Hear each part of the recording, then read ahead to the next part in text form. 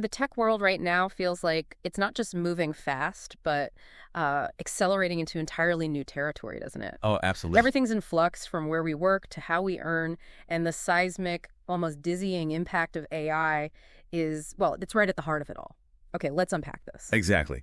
Our mission today is really to cut through all that noise and, help you navigate these rapid changes. We're diving deep into the latest trends reshaping the tech work landscape, looking at new ways of working, big market shifts, significant job reconfigurations, all driven by powerful forces, and especially, artificial intelligence. The goal is to reveal the crucial patterns and what they imply, specifically for you. And to do that, we've pulled together a really fantastic stack of recent articles and reports. Our sources today include some timely insights from Reuters, Mint, ethrworld.com, Hindustan Times, India Today, Axios.com, Times of India, NDTV Profit, TrueUp.io, Crunchbase News, Observer, and NerdWallet.com. Quite a list. Yeah. You'll hear about everything from individual stories to multi-billion-dollar market shifts. It's all connected. So one of the most dramatic, almost unbelievable shifts we've seen is just where and how people work. Right. Think back to before the pandemic, almost 0% of organizations worked remotely, right? Basically none, yeah. Fast forward to today, and a staggering 90% of organizations now plan to operate in hybrid or fully remote modes. 80%. It's a massive, fundamental leap, and it's all been enabled by platforms like Zoom and Microsoft Teams, which have, really kept collaboration and productivity going. And what's fascinating here is how that newfound flexibility, the where people work part, it naturally ties into the rise of moonlighting or side gigs, whatever you want to call it. Right. We're seeing more and more tech professionals taking on additional work. And it seems driven by a mix of things, the economic pressures, sure, but also wanting to diversify their skills. And those freelance marketplaces make it easier too, right? Oh, definitely. The low-friction platforms have played a huge role. Makes it much more accessible than it ever used to be. But the implications of this, this flexible work model, they go even further, sometimes into really remarkable, even controversial situations. Here's where it gets really interesting. Okay. Take the recent, pretty striking case of Soham Parekh. He's an Indian engineer who secretly worked for multiple YC-backed startups at the same time. Multiple, wow. And YC, for listeners, that's Y Combinator. That's right, Y Combinator, the big startup accelerator. Soham admitted to clocking up 240-hour weeks. 140 hours? Yeah, before he was eventually exposed and, ousted. His stated motive, he said it was dire financial circumstances.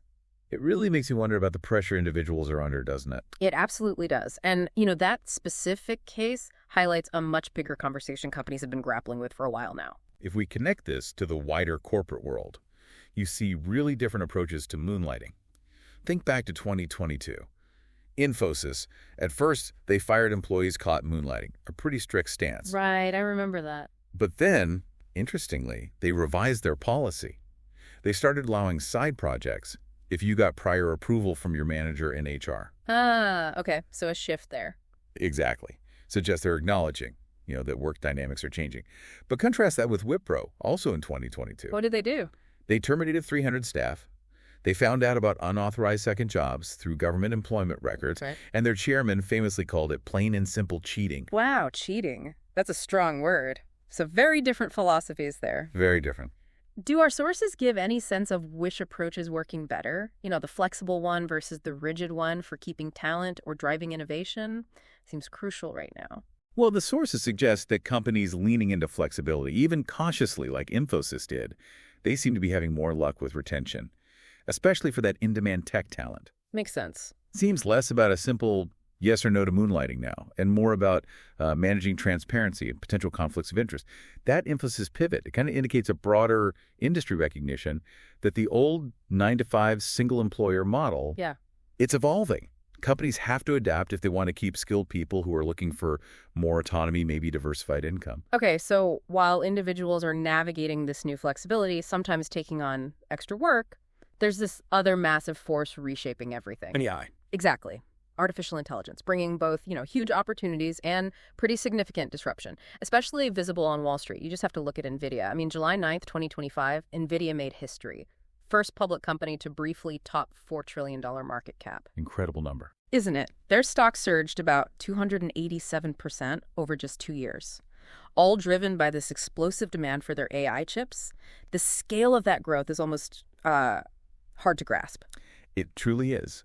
But, and this is the crucial but, that immense wealth and rapid growth for some companies, that's only one side of the AI coin. Right, the other side. The other side is a really significant surge in tech layoffs in 2025, which creates this fascinating paradox, right? Yeah. AI drives immense wealth for some, but it simultaneously leads to significant job cuts for others. So it's creating and destroying at the same time. In a way, yes. Or perhaps, more accurately, it's causing a massive reallocation of capital and talent. Yeah. Companies are pouring money into AI infrastructure, into AI specialists. While at the same time, they're finding efficiencies that cut demand for more traditional roles. It creates a very specialized, maybe top-heavy talent market. Like, look at Microsoft. They cut over 6,000 jobs back in May. Then announced another 9,000 or so positions to go in July. That's about 4% of their whole global workforce. Wow, and they link that to AI. Explicitly. Said it was to reallocate resources toward AI-driven sales and support tools. And we saw Intel planning cuts to 529 roles in Oregon starting mid-July 2025. They cited slowing PC demand, yes, but also rising AI infrastructure costs. So it sounds like a very split market. Is there a risk this AI-driven efficiency could actually worsen income inequality within the tech sector, like creating a super class of AI experts and then others? That's definitely a concern our sources touch on, maybe indirectly. The focus is shifting, like you said, to highly specialized roles, people who build, maintain, and leverage AI systems. Puts a premium on skills that complement AI rather than the skills AI can potentially replace. Right. And if you zoom out from specific companies, the industry-wide picture... It's pretty staggering. So far in 2025, we're talking nearly 400 tech firms announcing layoffs. Okay. Affecting close to 94,000 employees. Just let that sink in. That averages out to roughly 497 job cuts every single day this year. 500 jobs a day. That's huge. Yeah. And just in the single week ending July 9th, at least 9,245 U.S. tech positions were cut. It really paints a picture of the human impact behind these big numbers. So why these cuts specifically? Is it purely cost-cutting, or is AI the main driver? Well, many companies are being quite explicit. They're linking the reductions directly to AI efficiencies. They're redeploying roles, especially in areas like customer service, coding, certain operations tasks, moving them over to automated systems. A lot of this leverages generative AI for content, intelligent automation for routine stuff. Some companies are even telling teams, you have to prove this task can't be done by AI before we give you a headcount for it. That's quite a directive. Prove it can't be automated. Yeah. And the data backs this up. If you look at Layoffs.fyi, they show 150 tech companies have laid off over 72,000 workers in 2025. So while the sheer volume might be down a bit from the peak in 2023, right, this kind of restructuring is still widespread. Firms are trying to balance investing in AI innovation with controlling costs. Okay, that directive, prove it can't be done by AI. Are the sources showing how companies even measure that? Or is this maybe creating entirely new kinds of jobs that are, less vulnerable to automation?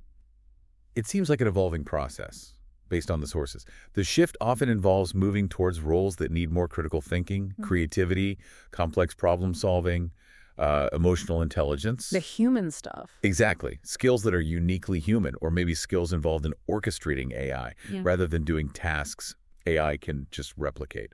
You hear about new roles, right? Like AI prompt engineers or AI integration specialists. It seems to be increasingly about working with AI, not being directly replaced by it. Okay. So when we step back and look at all these trends together, the flexibility pushing things like moonlighting and this AI revolution creating both incredible value and causing job displacement. It feels like they're not separate stories at all. They're really two sides of the same coin, this rapidly changing reality for tech professionals, wouldn't you say? I think that's spot on. AI is driving massive company success, like Nvidia, but it's also, for some individuals, maybe contributing to that economic pressure, which then pushes them towards things like moonlighting or needing new skills. Right. So just to summarize the core tension here, you've got a tech world that's rapidly transforming how we work, where we work, and market values themselves. AI is largely the engine behind this, and it's leading to both unprecedented corporate growth and really significant workforce restructuring simultaneously. It really is a lot to take in, isn't it? So, as you, the listener, consider these intertwining trends, hybrid work, moonlighting, those AI fueled market surges, and the AI driven layoffs, it really suggests a fundamental reshaping of career paths, right? Right. And economic stability in tech for you, the individual. Mhm. What new skills or approaches might be essential now? How do you navigate this landscape and maybe even thrive in it? Good questions. Perhaps it's about becoming more adaptable, cultivating skills that, as you said, complement AI rather than compete with it, and just always keeping an eye out for where the next opportunity or maybe the next challenge might come from. It's certainly a question worth mulling over.